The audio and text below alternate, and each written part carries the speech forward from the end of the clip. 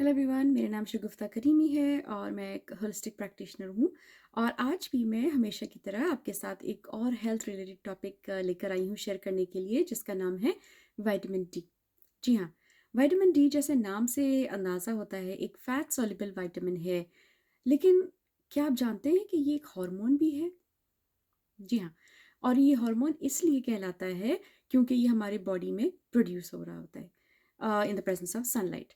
जबकि दूसरे विटामिन्स हमें डिफरेंट सोर्सेज से लेने पड़ते हैं।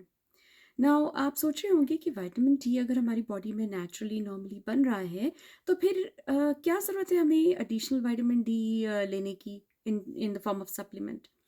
तो ऐसा है कि कभी-कभी कुछ कंट्रीज़ ऐसी होती हैं, जैसे नॉर्थ अमेरिकन कंट्रीज़ हो गई या यूरोपियन कंट्रीज़ हो गई, जहाँ पे सन की प्रेज़ेंस बहुत कम होती है, for short period of time होती है, या फिर लोगों का इतना बाहर निकलना नहीं होता विंटर मंथ्स में। तो जो सन की प्रेज़ेंस नहीं मिलती उनकी बॉडी को, तो विटामिन डी भी नहीं प्रोड्यूस हो रहा होता इन सफिशिएंट अमाउंट्स। तो जिसकी वजह से उनकी बॉडी में डिफिशिएंसी होना शुरू हो जाती है। नाउ हमें कैसे पता चलेगा कि हम हमारी बॉडी में विटामिन डी की डिफिशिएंसी हो रही है?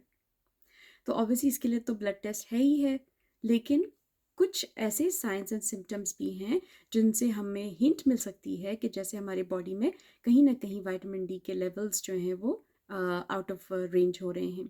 तो क्या है वो साइंस एंड सिम्टम्स?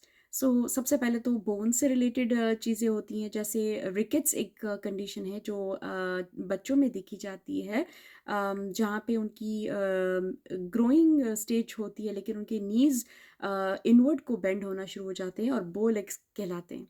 तो ये बच्चों में देखा गया है। इसके अलावा अगर एडल्ट्स की बात करें, तो एडल्ट्स में ऑस्टियोमलेशिया या ऑस्टियोपोरोसिस जैसी कंडीशंस डेवलप हो जाती हैं। ऑस्टियोमलेशिया क्या होता है? बोन्स की सॉफ्टनिंग।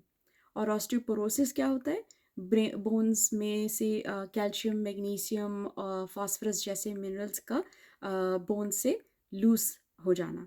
तो उनकी डीमिनरलाइजेशन होती है, जिसकी वजह से ये बोन लॉस होना शुरू हो जाता है और बोन्स बहुत वीक हो जाती हैं, फ्रेजाइल हो जाती हैं और इजीली ब्रेक कर जाती हैं। इसके अलावा स्लो या पुअर बोन डेवलपमेंट होना शुरू होती है, या फिर बोन एंड जॉइंट पेन्स वगैरह भी देखे गए हैं।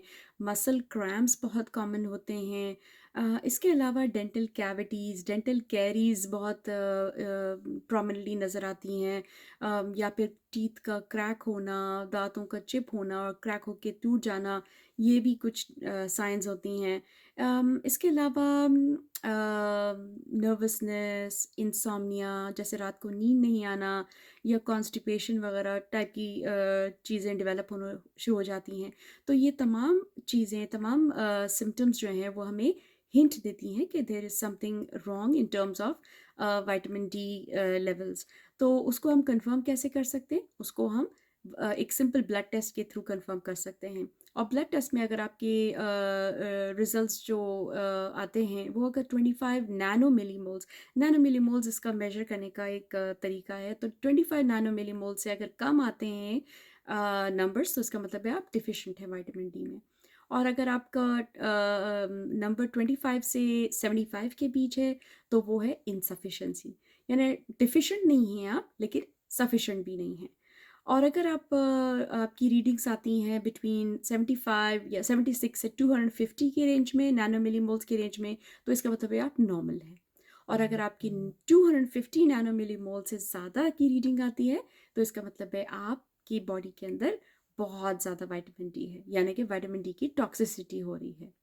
ठीक है, तो ये थी कुछ साइंस एंड सिम्टम्स हमारे अपने रिकग्नाइज करने के लिए कि अगर कोई किसी तरह की विटामिन डी की डिफिशिएंसी हो रही है, तो हमें फ़ौरन जाके इसको चेक करवाना चाहिए, टेस्ट करवाना चाहिए, और जैसी लेवल्स पता चलते हैं तो फिर इसको ट्रीट करना चाहिए अकॉर्डिंगली। अब ये हो गई आज की बातें विटामिन डी के ऊपर। अगले वीडियो में मैं आपके साथ विटामिन डी के और मज़ीद क्या बेनिफिट्स हैं वो मैं शेयर करना चाहूँगी। इसके अलावा विटामिन डी के जो सप्लीमेंट्स होते हैं उनको कितने अमाउंट्स में लेना और किस फॉर्म में लेना, ये सारी बातें भी मैं आपको अपनी नेक्स्ट वीडियो में शेयर करके बताऊंगी। ठीक है, और अगर इन द मीन टाइम अगर आपको मेरा ये वीडियो हेल्पफुल लगा हो, पसंद आया हो, तो प्लीज़ इसको लाइक कीजिएगा, शेयर कीजिएगा अपने फ्रेंड्स एंड फैमिली के साथ अवेयरनेस के लिए, और मेरे चैनल को ज़रूर सब्सक्राइब कीजिएगा ताकि आपको ऐसे हेल्थ रिलेटेड वीडियोस मिलते रहें और आपको मज़ीद नॉलेज मिलते रहे ऑन दीज टॉपिक्स। ठीक है, चलिए तब तक के लिए मैं आपको बेस्ट ऑफ हेल्थ विश करना चाहूँगी। Hopefully I will get to see you in the best of health next time also. तब तक के लिए अपना बहुत सारा ख्याल रखिएगा एंड टेक केयर।